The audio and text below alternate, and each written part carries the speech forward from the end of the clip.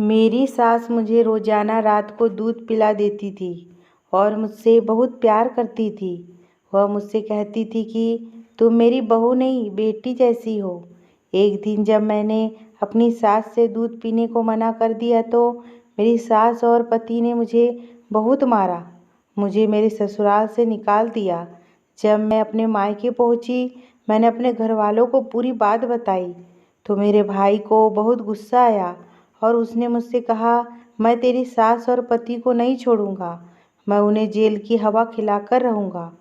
उसके बाद मेरा भाई मुझे लेकर मेरे ससुराल में पहुंचा तो वह मेरी सास को देखते ही उनसे कुछ कहने के बजाय उनके आगे हाथ जोड़कर माफ़ी मांगने लगा। यह देखकर मेरा सर चकरा गया। मेरा नाम सुनीता है। हर रोज़ की तरह आज फिर मेरी सास मेरे पास दूध का गिलास लेकर आई और वह दूध पीते ही मुझे चक्कर से आने लगे। तो मैंने अपनी सास से पूछा, माँ जी आप दूध में ऐसा क्या मिलाती है कि मुझे इसे पीकर ही नींद आने लगती है। मेरी सास ने मेरी तरफ अजीब नज़रों से देखा तो मैं उनसे कहा, अरे नहीं माँ जी, मैं तो बस ऐसे ही पूछ रही थी। अगर आपको मेरी बात बुरी लगी हो तो मुझे माफ़ कर दीजिए। फिर वह मुझे देखकर मुस्कुराने लगी और बोली कि बेटा, मुझे तुम्हारी बात का बुरा नहीं लगा। तुम तो मेरे लिए बेटी के समान हो। उनका इतना लाड़ और प्यार देखकर मुझे अपनी कही बात पर पछतावा होने लगा। मैं सोचने लगी कि माँ जी मेरे बारे में क्या सोच रही होगी। वह रोज़ मेरे लिए इतने प्यार से दूध गर्म करके लेकर आती है और मुझे अपने हाथों से पिलाती है और मैं उनके बारे में कितना गलत सोच रही हूँ। यही सोचते सोचते मुझे नींद आ गई। सुबह के 6 बजे मेरी आंखें खुली। मैंने देखा कि मेरे सासू माँ आरती कर रही है। मैं भी जल्दी से नहाकर पूजा करके अपने काम में लग गई। हमारी शादी को 1 साल हो चुका था। मेरी सास मेरे साथ बहुत अच्छा बर्ताव रखती थी। कभी कभी तो मैं अपने पति से भी कहती थी कि आपसे ज़्यादा तो माँ जी मुझसे प्यार करती है। यह सुनकर वह मुस्कुरा देते थे।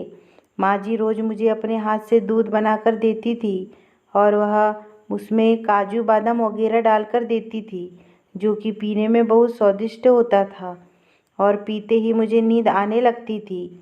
मेरे पति अभिषेक डॉक्टर थे और वह आजकल नाइट ड्यूटी कर रहे थे। वह शाम को 7 बजे जाते और सुबह 6 बजे वापस आते थे। इस वजह से मुझे जल्दी उठना पड़ता था। मैं जल्दी उठकर नहा धोकर पूजा करती। उसके बाद मैं अभिषेक के लिए नाश्ता बनाती। मैं अपने ससुराल में बहुत खुश थी। मेरी सास और मेरे पति भी मुझसे बहुत खुश रहते थे। मेरा ससुराल बहुत अच्छा था। मेरे ससुराल में भी मेरे मायके की तरह किसी चीज़ की कोई कमी नहीं थी। मेरे पिताजी और भाई बहुत अमीर थे। हमारी बहुत बड़ी हवेली थी। उसमें बहुत सारे नौकर चाकर थे। हर काम के लिए अलग अलग नौकर थे। उसके अलावा भी हमारे बहुत ज़मीन जायदाद थी। कहने को तो सब नौकर ही करते थे, लेकिन देखभाल तो मालिक को ही करनी होती है। मेरी माँ सारा दिन हवेली की देखभाल करने में थक जाती थी। मैं अपनी माँ को देखकर कहती थी कि आप मेरी शादी अपनी बड़ी हवेली में मत कराना। मुझसे इतनी बड़ी हवेली का काम नहीं संभाला जाएगा। वैसे भी मैं बहुत लाड़ प्यार में पली बड़ी थी और बहुत नाजुक मिजाज की मालकिन थी। मेरे माता पिता भी जानते थे कि मुझसे यह हवेलियाँ का काम नहीं संभाला जाएगा। वो मेरी बात सुनकर मुस्कुरा देते थे और मुझसे कहते थे कि ठीक है बेटी, जैसे तुम चाहे, जहाँ तुम चाहो, हम वहाँ ही तुम्हारी शादी करेंगे। इसी बीच मेरे लिए एक रिश्ता आया। वह लोग हमारी तरह जागीरदार तो नहीं थे, लेकिन अच्छे खासे अमीर थे। उनके घर में हर चीज़ की रेल पेल थी। जैसा मैं चाहती थी वह रिश्ता बिल्कुल वैसा ही था और वह लोग हमारे शहर के ही रहने वाले थे। मेरे माता पिता को और भाई को वह लड़का बहुत पसंद आ गया था, इसलिए मेरे घर वालों ने मेरा रिश्ता वहाँ पर पक्का कर दिया। लेकिन उसे लड़के की माँ बहुत बीमार थी और अस्पताल में एडमिट थी। इसी वजह से वो लोग चाहते थे कि हम जल्दी से जल्दी शादी कर लें, पर मेरे भाई ने मना कर दिया कि हमारी एकलौती बहन है, हम उसकी शादी बहुत धूमधाम से करना चाहते हैं। हम ऐसे जल्दबाजी में अपनी एकलौती बहन की शादी नहीं कर सकते। लेकिन लड़के ने कहा कि मेरी माँ बहुत बीमार है और उनकी आखिरी ख्वाहिश है कि वह मेरा घर बसा हुआ देखना चाहती है। इसलिए हम जल्द से जल्द शादी करना चाहते हैं। सुनकर मेरे भाई भी शादी के लिए राज़ी हो गए। हमारी शादी तक मेरी सास की तबीयत भी बेहतर हो गई। फिर हमारी शादी हो गई। शादी के बाद मैंने देखा कि मेरी सास बहुत पूजा पाठ करने वाली औरत है। वह सारी सारी रात भगवान की पूजा करती रहती थी। मुझे लगा कि शायद तो मुझ पर भी ऐसे ही रोक लगाएंगी, लेकिन उन्होंने मुझसे कभी कुछ नहीं कहा। मैं यहाँ अपनी मर्जी की मालकिन थी। मैं जब चाहती सोती, जब चाहती उठ जाती थी। अपनी इच्छा से खाती पीती थी। मेरे पति अभिषेक भी बहुत अच्छे थे और मेरा बहुत ख्याल रखते थे। मुझे बाहर खाना खिलाने और घुमाने भी लेकर जाते थे। हमारी ज़िंदगी बहुत हंसी खुशी गुजर रही थी। अगले दिन जब मैं सोकर उठी तो दोपहर के 3 बज रहे थे।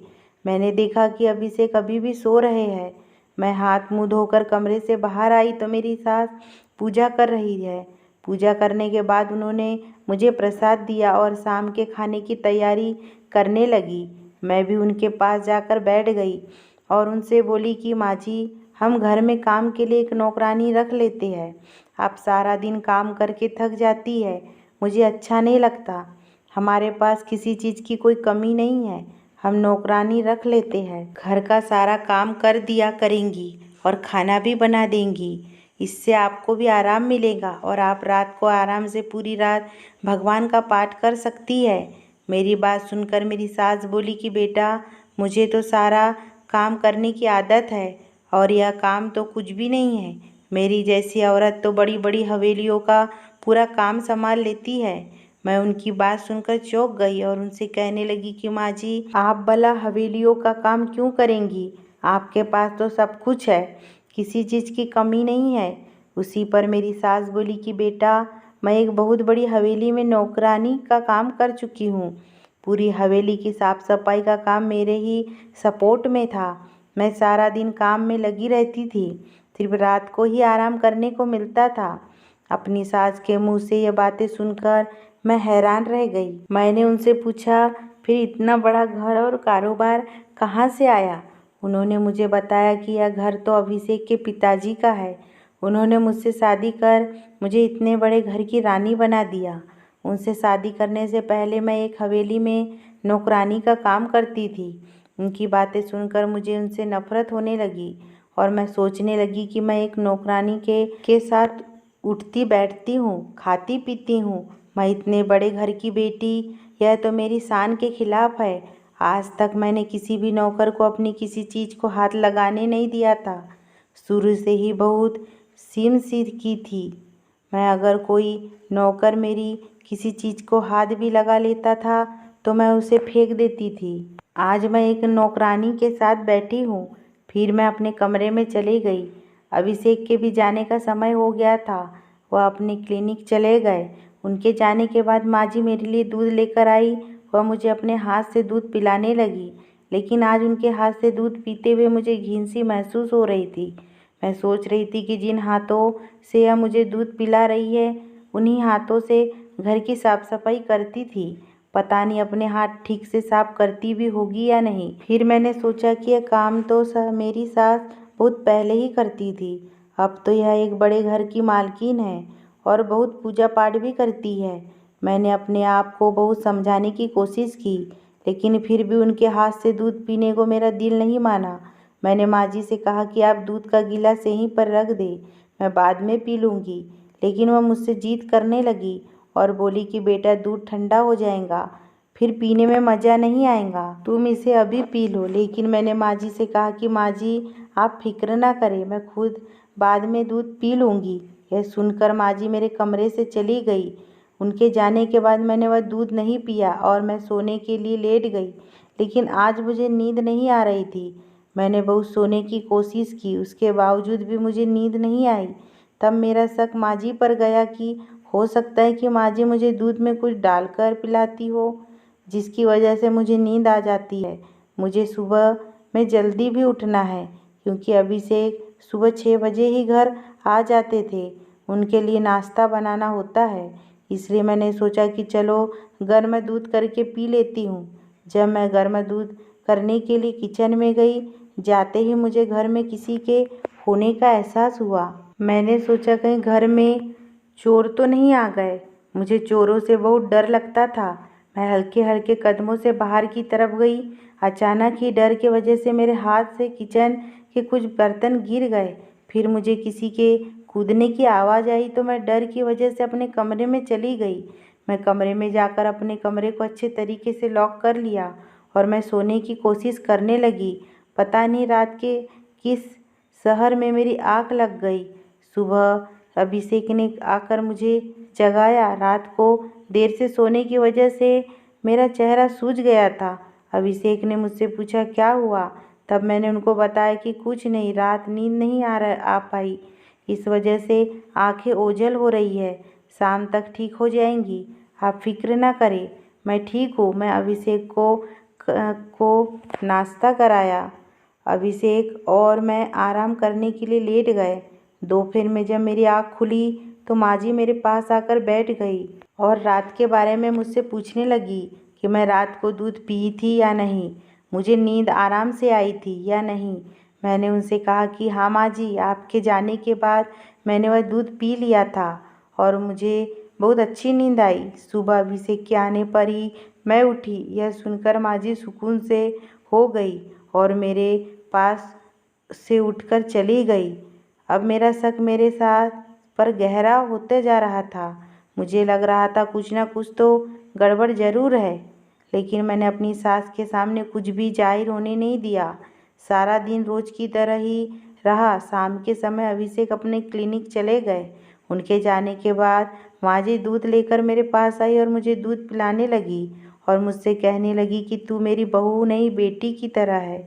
मैं तुझे अपनी बेटी की तरह प्यार करती हूँ, इसलिए मैं तुझे रोज़ाना अपने हाथ से दूध पिलाती हूँ। लेकिन मैंने अपनी सास से कहा, माँ जी आज मेरे पेट में दर्द हो रहा है, मैं थोड़ी देर में खुद पी लूँगी।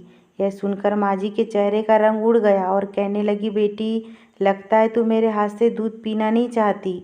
मैंने कहा, माँ जी ऐसी कोई बात नहीं है, ठीक है आप मुझे दूध पिला दीजिए।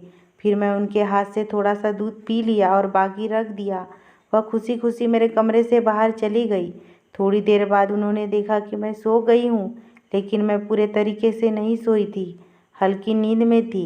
मैंने बहुत कोशिश की मुझे नींद नहीं आए, लेकिन शायद थोड़ा सा दूध पीने की वजह से मुझ पर बेहोशी तारी हो रही थी। मेरी बहुत कोशिश की बावजूद भी मुझे नींद आ गई और सुबह अभिषेक के आने पर ही मेरी आँख खुली। आप मुझे पक्का यकीन हो गया था कि ज़रूर मेरी सास मुझे दूध में नींद की दवाई देती, जिसकी वजह से मुझे इतनी जल्दी नींद आ जाती है। लेकिन अब मैं भी सोच लिया कि मैं जानकर ही रहूँगी आखिर यह माजरा क्या है। रात को कोई ना कोई बहाना करके मैं दूध पीने से इनकार कर दूँगी। सारा दिन मैं अपनी सास के साथ रही, लेकिन उन्हें किसी भी बात का एहसास नहीं होने दिया। रात को जब वह मेरे पास दूध लेकर आई, मैंने उन्हें किसी तरीके से दूध ना पीने के लिए मना कर लिया। मैंने उनके जाने के बाद दूध फेंक दिया और मैं अपने बिस्तर पर ऐसे लेट गई जैसे कि मैं सो रही हूँ। कुछ देर बाद माँ जी मेरे कमरे में आई, मुझे सोता हुआ देखकर चली गई। बाद में मैं अपने कमरे से बाहर गई। मैं यूँ सास के कमरे की तरफ जाने लगी। अचानक मुझे छत पर से कुछ आवाज़ें आई। मैं उन आवाज़ों को सुनकर डर गई, लेकिन आज मुझे हिम्मत करके सच जानना था। मैं छत की तरफ जाने लगी। किसी मर्द की आवाज़ आई। वह मेरे सास से कह रहा था कि तुम सारा दिन काम करके थक जाती होगी, आराम भी कर लिया करो, तुम सारा दिन काम करती रहती हो, मुझे अच्छा नहीं लगता। यह सुनकर मेरे सास उनसे कहने लगी, तो मेरी इतनी फिक्र करते हो, मुझे बस यही चीज़ अच्छी लगती है। तुम्हारी यह बातें सुनकर मेरी सारी थकान उतर जाती है। मेरी सास और उस मर्द की बातें सुनकर तो मेरे पैरों तले से ज़मीन निकल गई। मैं सोचने लगी कि आखिर यह सब चल क्या रहा है। मेरी सास तो बहुत पूजा पाठ वाली औरत थी, कहती थी कि मैं सारी सारी रात भगवान का पाठ करती हूँ। इनकी असलियत यह है मैं सोच भी नहीं सकती थी। फिर मैं अपने कमरे में चली गई और यही बातें सोचते सोचते सो गई। सुबह जब मेरी आँख खुली, अभिषेक आ चुके थे। मैंने और अभिषेक ने नाश्ता किया। फिर अभिषेक आराम करने के लिए चले गए और मैं अपनी सास के पास जाकर बैठ गई। माँ जी, आप जिस हवेली पर काम करती थी वहाँ से आपने काम क्यों छोड़ दिया? मेरा यह सवाल सुनकर मेरी सास के चेहरे पर उदासी छा गई और वह गहरी सोच में डूब गई। फिर मुझसे बोली कि बेटी, बड़े लोग छोटे लोगों को अपने पैरों की जूती समझते हैं। उनकी इज्जत जन्नत कुछ नहीं जानते। उन्हें ज़मीन के कीड़े मकोड़े की तरह समझते हैं। जहाँ मैं काम करती थी वहाँ के मालिक का बेटा मुझे गंदी नज़रों से देखा करता था। मुझसे नाजायज़ रिश्ता बनाने की बातें करता था। जब मैं उन्हें मना करती वो मुझे धमकी देता था कि मैं तुम्हें बदनाम कर दूंगा।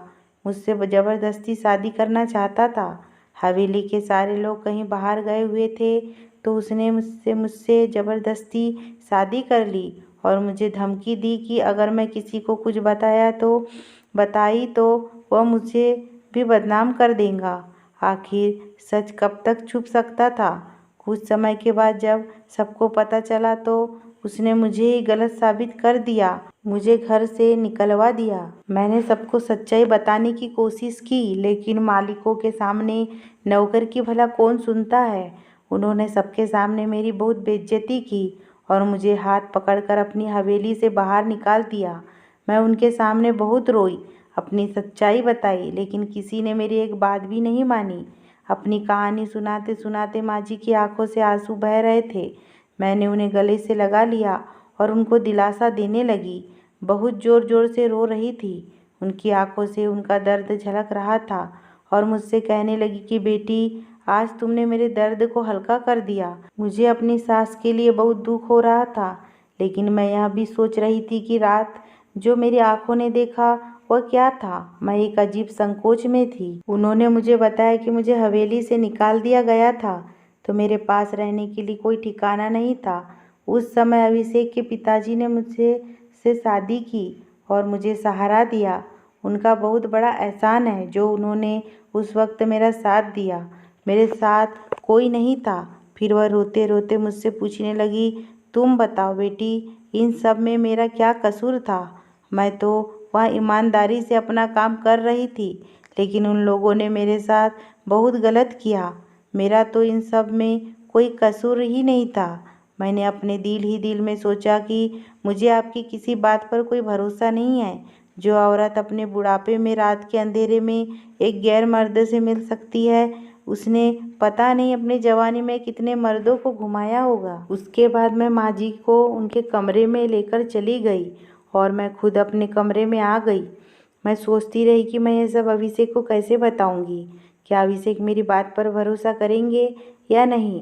कुछ दिन गुजरने के बाद मैंने सब कुछ अभिषेक को बता दिया कि तुम्हारी माँ रात को अंधेरे में छत पर किसी और मर्द से मिलती है। अभिषेक मेरी बात आराम से सुनते रहे, लेकिन मेरी बात पूरी होने के बाद ही उन्होंने मुझसे कहा कि तुम अपना सामान पैक कर लो और मेरी माँ चरित्रहीन औरत है, मैं तुम्हें उसके साथ नहीं रख सकता। तुम अपने भाई जैसे शरीफ लोगों में रही हो। मैं अभिषेक से कहा कि अभिषेक मेरी बात तो सुनो, लेकिन अभिषेक मुझ पर गुस्सा करने लगे और मुझे चेक कर मुझसे बोले कि निकल जाओ। मेरे घर से अभिषेक की आवाज़ सुनकर माँ जी वहाँ पर आ गई और अभिषेक से कहने लगी, अभिषेक ये तुम क्या कर रहे हो? तब अभिषेक ने मुझसे कहा कि माँ, सुनीता का कहना है कि आप रात के अंधेरे में किसी मर्द से छुपकर मिलती है। आप एक चरित्रहीन औरत है। अभिषेक की माँ ने कहा कि बेटा, तुम मुझे पूछोगी नहीं कि यह सच कह रही है झूठ? अभिषेक ने नहीं में सिर हिलाया और कहने लगा, माँ, मुझे आप पर पूरा भरोसा है। इतना कहकर अभिषेक मुझे गाड़ी में बिठाकर मेरी हवेली पर छोड़ आए। जब मैं घर के अंदर गई, मेरी ऐसी हालत देखकर मेरे घर वाले बहुत परेशान हुए और मुझसे पूछने लगे कि बेटी, तुम्हें क्या हुआ है? तुम्हारी यह हालत किसने कर दी और तुम रो क्यों रही हो? अभिषेक कहाँ है? मैं अपने घर में सबकी लाडली थी। मुझे ऐसा रोता बिलखता देख किसी से भी देखा नहीं गया, इसलिए सब लोग मुझे देखकर बहुत ज़्यादा परेशान हो गए। मैंने अपने घर वालों को और अपने भाई को सारी बात बताई। मेरी बात सुनकर मेरे भाई को बहुत ज़्यादा गुस्सा आया और वो कहने लगी कि मैं तुम्हारी सास को पुलिस के हवाले कर दूंगा। आखिर तुम्हारे साथ वह ऐसा कैसे कर सकती है? लेकिन मैंने अपने भाई को रोक लिया और मैं रोती रोती बेहोश हो गई। जब डॉक्टर ने चेक किया तो पता चला कि मैं प्रेग्नेंट हूँ। यह सुनकर मुझे बहुत खुशी हुई। मुझे लगा कि अब अभिषेक मुझे अपने साथ घर ले जाएंगे। जब मेरे भाई ने खबर देने के लिए अभिषेक को कॉल की तो अभिषेक ने उनसे बात करने के लिए मना कर दिया। मेरी तबीयत भी अब कुछ खराब रहने लगी थी। मेरा किसी काम में मन नहीं लगता था। मैं सोच रही थी कि कहीं अभिषेक मुझे मेरा बच्चा ना छीन ले। मैं तो अपने बच्चों के बगैर जीते जी मर जाऊंगी। मेरी हालत देखकर मेरे भाई बहुत परेशान रहने लगे। एक दिन उन्होंने मुझसे कहा, सुनीता चलो तुम अपना सामान पैक कर लो, मैं तुम्हें तुम्हारे ससुराल छोड़ आता हूँ। तुम अपनी सास से माफ़ी मांग लेना और अभिषेक से भी माफ़ी मांग लेना। तुम्हें इस समय अपने पति के साथ की बहुत ज़रूरत है। इस बच्चे को भी अपने पिता की ज़रूरत है। मैं भी सोचा कि अगर कब तक मैं अपने मायके में रहूँगी। मैं भी अपने बच्चों की खातिर सोचा कि अपनी सास से क्षमा मांग लूँगी। और जब हम मेरे ससुराल पहुँचे तो रात के खाने का समय हो चुका था। अभिषेक और मेरी सास खाना खा रहे थे। उनके साथ एक आदमी बैठा था और वह खूब हंसी मजाक कर रहे थे। जब मैं आगे बढ़कर गौर से देखा तो मुझे पता चला कि यह तो वही आदमी है जो उस रात मेरी सास के साथ था। मैं देखकर हैरान रह गई। अभिषेक और मेरी सास ने हमें देख लिया था। मेरी सास उठकर आगे आई और मेरे भाई की तरफ देखकर बहुत खुश हुई। मैं अपने भाई के चेहरे को देखा तो मेरे भाई के चेहरे पर उदासी थी। मेरे भाई मेरी सास से कहने लगे, तुम यहाँ क्या कर रही हो? मेरे भाई की आवाज़ में दर्द था। मेरी सास मेरे भाई को बहुत नफरत से देख रही थी और फिर मेरे भाई से कहने लगी कि जागीरदार साहब, क्या लगा था तुम्हें तुम्हारे पाप का घड़ा कभी नहीं भरेगा, लेकिन भगवान के घर देर या अंधेर नहीं है। हर पापी को अपने किए की सज़ा एक न एक दिन मिलकर ही रहती है। आज तुम्हारी सज़ा का समय आया है। यह सुनकर मेरे भाई कहने लगे, तुमने मुझसे बदला लेने के लिए मेरी बहन का इस्तेमाल किया और अपने बेटे की शादी मेरी बहन के साथ करवा दी ताकि तुम मुझसे बदला ले सको। जिस तरीके से मैंने तुम्हें अपने घर से निकाला था, इसी तरह तुमने मेरी बहन को अपने घर से निकाल कर अपना बदला पूरा कर लिया। मुझे यह सब सुनकर चक्कर आने लगा और मैंने अपने भाई से कहा कि यह सब आप क्या कह रहे हैं। तब मेरे भाई ने मुझे बताया कि सुनीता, मैं जो भी कह रहा हूँ यह सच कह रहा हूँ। तुम्हारी सास हमारे यहाँ नौकरी करती थी और मेरा दिल इस पर आ गया था। तब मैंने छुपकर शादी कर ली थी, लेकिन जब सब घर वालों को पता चला तो मैंने उल्टा इस पर इल्ज़ाम लगाकर इसको घर से निकलवा दिया और सबके सामने इसको चरित्रहीन साबित कर दिया। इसी बात का बदला लेने के लिए इन्होंने तुम्हें अपने घर से निकाल दिया।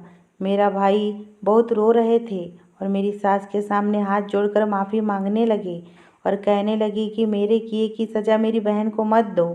मेरी बहन माँ बनने वाली है। मैंने जो किया गलत किया, मुझे अपनी गलती का एहसास है, तो मुझे माफ़ कर दो और मेरे किए की सज़ा मेरी बहन को मत दो। मेरी बहन बहुत नादान है। आज मुझे मेरी सास के चेहरे पर बहुत सुकून दिखाई दे रहा था। ऐसा लग रहा था जैसे वह इसी दिन के लिए जिंदा है। और जो आदमी उनके साथ बैठा था वह असल में अभिषेक के पिता थे। अभिषेक ने बताया कि अगर वह अपने पिता के बारे में मुझे बता देते तो मेरे भाई को पता चल जाता और मेरी शादी अभिषेक के साथ नहीं करते। उन्होंने यह सब कुछ मुझसे छुपा कर रखा ताकि मेरी सास की सच्चाई सबके सामने आ सके और पता चल सके कि मेरी सास एक बहुत ही नेक और शरीफ औरत है। उनके साथ जो कुछ भी गलत हुआ वह सब मेरे भाई ने ही किया था। उसके बाद अभिषेक ने मुझसे कहा, सुनीता, तुम्हें अपने भाई या मुझ में से किसी एक को चुनना होगा। मैंने फ़ौरन कह दिया कि अभिषेक, मैं तुम्हारे साथ रहूँगी। मुझे एक ऐसे भाई की बिल्कुल भी ज़रूरत नहीं है जो औरतों की इज्जत करना नहीं जानता हो, जो औरतों को अपने पैर की जूती समझता हो। मुझे तुम्हारे साथ ही रहना है। सुनकर मेरे भाई मेरे आगे हाथ जोड़कर कहने लगे, सुनीता, मुझे माफ़ कर दो। तुम जानती हो मैं तुम्हारे बगैर नहीं रह सकता। तुम्हें अपनी बहन नहीं, बेटी मानता हूँ। मैं जानती थी कि मेरे भाई मुझसे बहुत ज़्यादा प्यार करते हैं। उन्होंने मुझे अपनी संतान की तरह रखा है, लेकिन मेरे लिए मेरे पति और मेरी सास ज़रूरी थे। मेरे लिए मेरा घर बचाना ज़रूरी था। मेरा पति और मेरी सास एक बहुत अच्छे इंसान थे। मैंने अपनी सास से भी हाथ जोड़कर माफ़ी मांग ली थी। मेरी सास भी मुझे माफ़ कर चुकी थी। मैंने अपने भाई से सारे रिश्ते नाते ख़त्म कर दिए थे और वो रोते रोते मेरे घर से चले गए। कुछ समय के बाद हमारे घर में एक नन्हा सा मेहमान आ गया। अभिषेक के पिताजी भी अब हमारे साथ ही रहते थे। अब अपने पति और ससुराल वालों के साथ खुशहाल ज़िंदगी गुजार रही थी। इंसान को अपने किए की सज़ा इसी जन्म में मिलकर रहती है। जब किसी के ऊपर जुल्म करता है तो बदले में भगवान उसके साथ भी वही करता है। अगर ये स्टोरी पसंद आई हो दोस्तों तो प्लीज़ मेरे चैनल को सब्सक्राइब कीजिए, लाइक कीजिए और कमेंट कीजिए। प्लीज़ सपोर्ट कीजिए। धन्यवाद।